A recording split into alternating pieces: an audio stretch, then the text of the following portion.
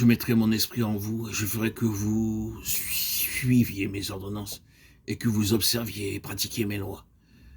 Vous habiterez le pays que j'ai donné à vos pères. Vous serez mon peuple et je serai votre Dieu. Ézéchiel 36, 27-28. Si quelqu'un est en Christ, il est une nouvelle créature, les choses anciennes sont passées. Voici, toutes choses sont devenues nouvelles. 2 Corinthiens 5, 17. La première partie du verset 18 est très importante et tout cela vient de Dieu. Et il ne dit pas si quelqu'un est chrétien, mais si quelqu'un est en Christ, il est une nouvelle créature. Si quelqu'un est en Christ, les choses anciennes sont passées. Voici, toutes choses sont devenues nouvelles. Et quelles sont ces choses nouvelles? Je vous donnerai un cœur nouveau et je mettrai en vous un esprit nouveau.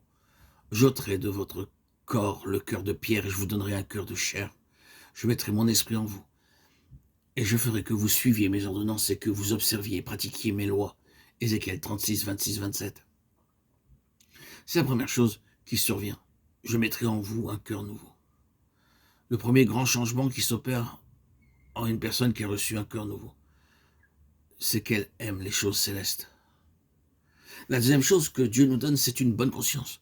Toutes les souillures causées par des pensées et des actions pécheresses doivent être lavées par le sang de mon Seigneur. Cela se vérifie par la hardiesse et de la liberté dans sa présence. Hébreux 4,16 déclare « Approchons-nous donc avec assurance du trône de la grâce, afin d'obtenir miséricorde et de trouver grâce pour être secourus dans nos besoins.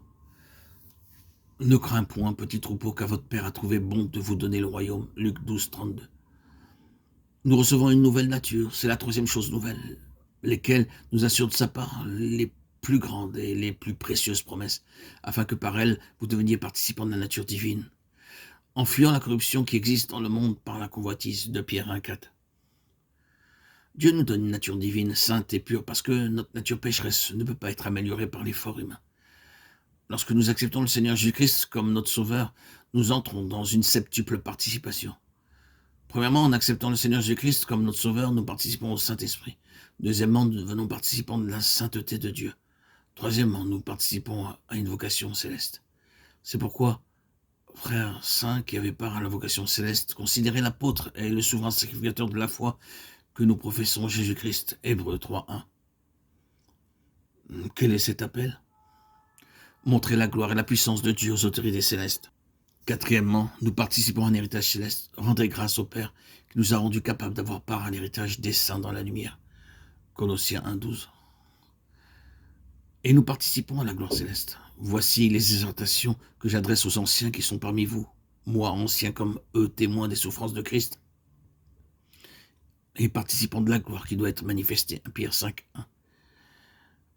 Sixièmement, nous sommes participants du Seigneur lui-même, participants de tout ce qu'il a.